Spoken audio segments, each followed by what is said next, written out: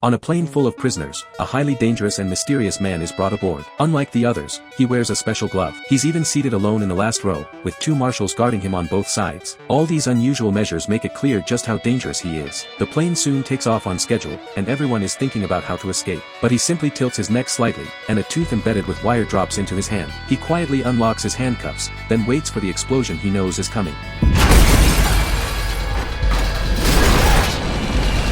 The plane loses control. Some prisoners scream for help, while others take advantage of the chaos to grab keys from the marshals. The scene turns into total chaos. Just as the mysterious man removes his glove, a prisoner who grabbed the key loses his balance and clings tightly to his leg. The man takes the key and kicks him out of the plane, his scream cutting off instantly. Below the plane, a father and son are camping, waiting to see the northern lights in Alaska.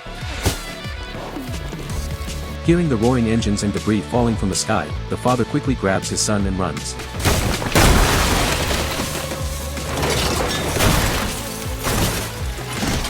The mysterious man yanks off the small lock on his head, as the out-of-control plane rapidly descends. Inside the cabin, everyone is thrown into the air from zero gravity. The 2 pilots decide to attempt an emergency landing.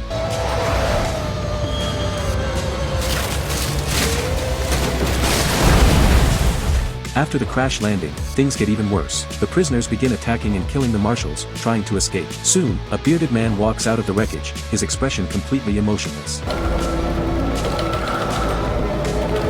Frank, the sheriff of a small Alaskan town, soon receives a report of thick smoke rising from a valley outside town. He immediately takes 2 marshals in a helicopter to investigate and discovers a crashed plane, quickly landing nearby. Several marshals' bodies lie on the ground, but there are no prisoner bodies. Sharp-eyed, Frank quickly spots prisoner transport chains, and his expression turns serious. This was likely a prison transport flight. While checking the bodies, Frank finds someone still alive and calls his partners over, but the man uses his last strength to pull Frank close. Ambush. Before he can finish speaking, several prisoners rush out of the woods and surround them. Frank and his team quickly grab the injured man and retreat. The pursuing prisoners wield wooden sticks and metal debris as weapons, and with their numbers, Frank's group is quickly overwhelmed, suffering casualties.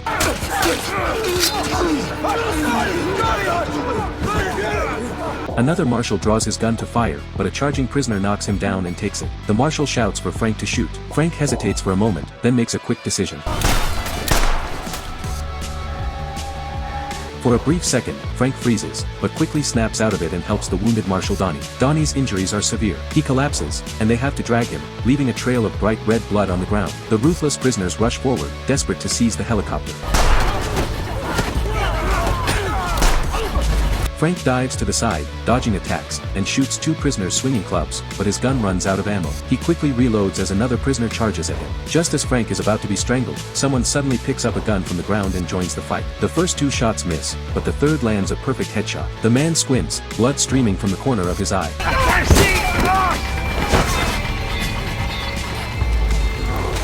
Frank regains focus, grabs a wooden stick, and rushes to help the remaining marshal. After knocking down 2 prisoners, he takes the marshal's gun and covers him as they retreat toward the helicopter.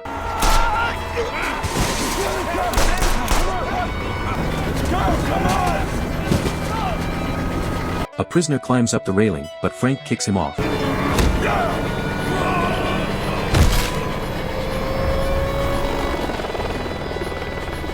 The camera pulls back, the helicopter lifts off and escapes, while the remaining prisoners, injured and limping, give up the chase. The scene shifts to Langley, Virginia, at CIA headquarters. An agent storms into a meeting room and approaches the deputy director. Badwater's down.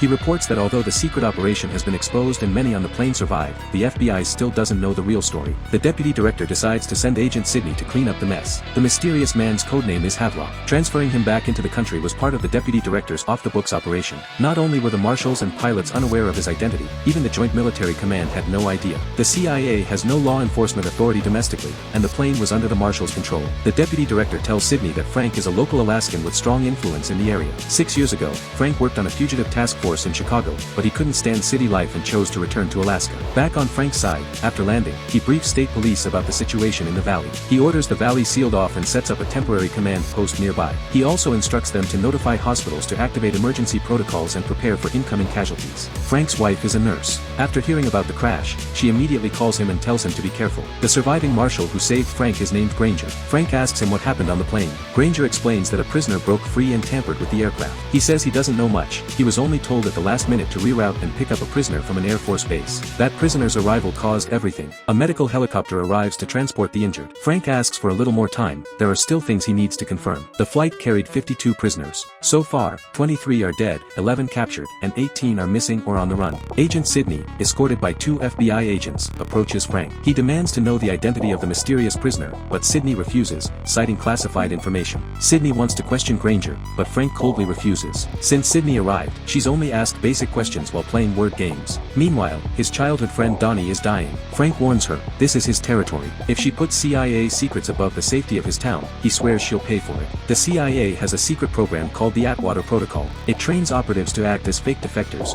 leak information, lure out enemies, and eliminate them. Havelock is one of them, personally trained by Sidney in assassination skills. But last month, Havelock disappeared and stole classified intel from the CIA system. 2 days ago, he was captured overseas, and the CIA arranged for a transport plane to bring him back, leading to the crash. After the briefing, Frank goes to the hospital. Donnie doesn't make it and dies during surgery, leaving his wife devastated. How could you let this happen?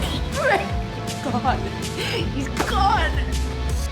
At the same time, a weather station observer, kidnapped by the bearded prisoner, secretly sends out a distress signal. The station is 32 kilometers from the crash site. Frank says no one could cover that distance on foot, but Sidney insists Havelock could. Frank immediately heads there with agents to capture him. Havelock quickly notices the active radio. Frank's team quietly enters the building. 2 FBI agents find the tied-up observer first.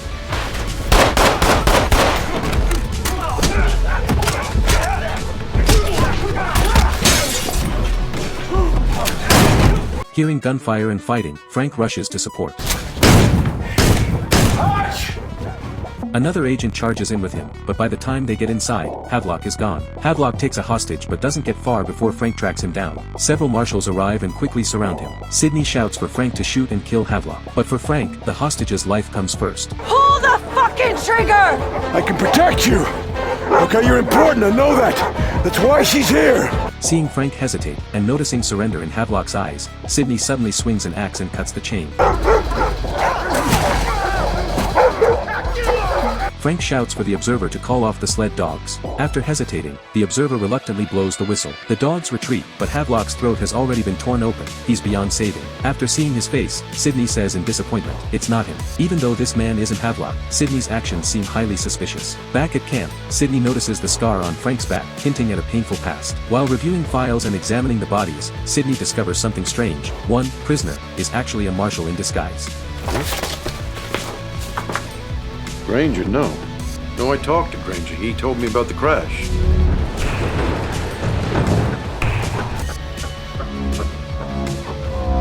That's when Frank realizes, the marshal pretending to have an eye injury is the real Havelock, and his wife is the one taking care of him. Frank immediately calls his wife. He's not a guard, he's a prisoner. A prisoner, get out of the building. I'm on my way.